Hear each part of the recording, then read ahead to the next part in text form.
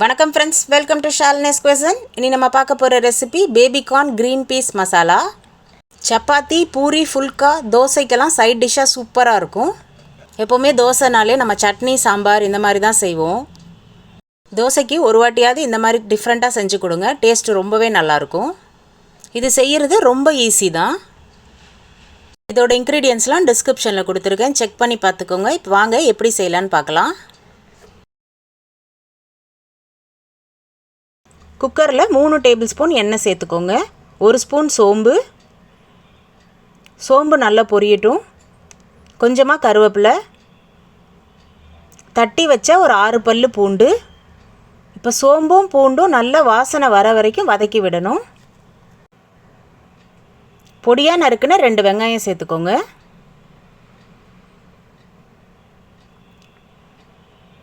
வெங்காயமும் நல்லா வதக்கி விட்டுடலாம்.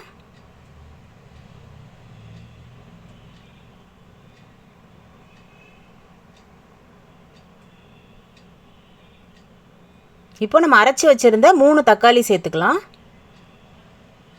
இப்போ இது பச்சை வாசனை போகிற வரைக்கும் நல்லா வதக்கி விடணும். இப்போ தக்காளிலாம் நல்லா வதங்கிடுச்சு.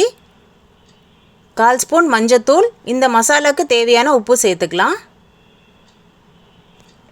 இப்போ தக்காளியோட பச்சை வாசனைலாம் போகிற அளவுக்கு நல்லா வதக்கி விட்டுடணும். இப்போ நம்ம பேபிகார்ன் சேர்த்துக்கலாம். நான் 10 பேபிகார்ன் எடுத்திருக்கேன். உங்களுக்கு எந்த மாதிரி ஷேப்ஸில் கட் பண்ணணுமோ கட் பண்ணிக்கலாம். நான் இந்த மாதிரி ஷேப்ஸில் கட் பண்ணி எடுத்திருக்கேன். இப்போ அதை அதில் சேர்த்துக்கலாம். ஒரு 1/2 கப் பச்சை பட்டாணி சேர்த்துக்கோங்க. இப்போ இந்த பேபிகார்னும் பச்சை பட்டாணியும் இந்த மசாலாலேயே நல்லா வதங்கணும். பேபிகார்ன் வேகிறதுக்கு கொஞ்சம் டைம் எடுக்கும், அதனால் நல்லா எண்ணெயிலே இப்போ நல்லா வதக்கி விட்டுடலாம். இப்போ இதுக்கு தேவையான மசாலா சேர்த்துக்கலாம். 2 டேபிள் ஸ்பூன் குழம்பு மிளகாத்தூள், 1 டேபிள் ஸ்பூன் தனியாத்தூள், 1 ஸ்பூன் சில்லி மிளகாத்தூள், 1/2 ஸ்பூன் கரம் மசாலா.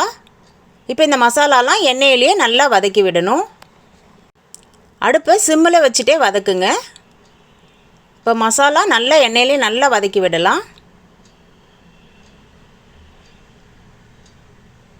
இப்போ இந்த மசாலாவுக்கு தேவையான தண்ணி சேர்த்துக்கலாம். நான் ஒரு 1/4 டம்ளர் தண்ணி சேர்த்துக்கிறேன். இப்போ இதெல்லாம் நல்லா கலந்து விட்டுடுங்க.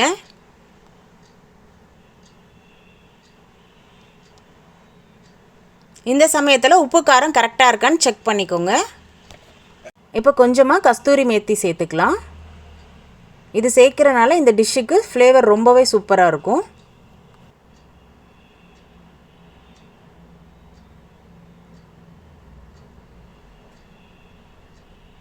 இப்போ கொஞ்சமாக கொத்தமல்லி சேர்த்துக்கோங்க.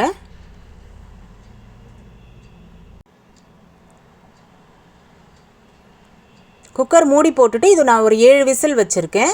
இது பேபிகார்ன் ரொம்ப பிஞ்சாக இருந்தால் ஒரு 5 விசில்லையே வெந்துடும். நம்ம ஓப்பன் பண்ணி பார்த்த பிறகு வேகலைன்னா நம்ம எக்ஸ்ட்ரா 2 விசில் கூட வச்சிடலாம்.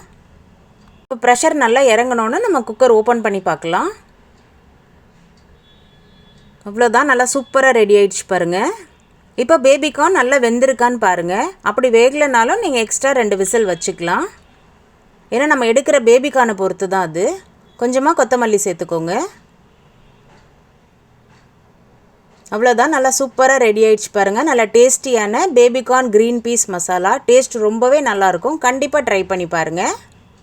இந்த ரெசிபி பிடிச்சதுன்னா நீங்களும் உங்கள் வீட்டில் ட்ரை பண்ணி பார்த்துட்டு எப்படி இருந்துன்னு எனக்கு கமெண்ட் பாக்ஸில் கமெண்ட் பண்ணுங்கள். லைக் பண்ணுங்கள், ஷேர் பண்ணுங்கள். மறக்காமல் ஷாலினிஸ் குயிசன் யூடியூப் சேனலை சப்ஸ்கிரைப் பண்ணுங்கள். பக்கத்தில் இருக்க பெல் பட்டனையும் கிளிக் பண்ணுங்கள். அப்போ தான் நான் போடுற எல்லா வீடியோஸும் உங்களுக்கு அப்டேட்டாக வரும். தேங்க்ஸ் ஃபார் வாட்சிங்.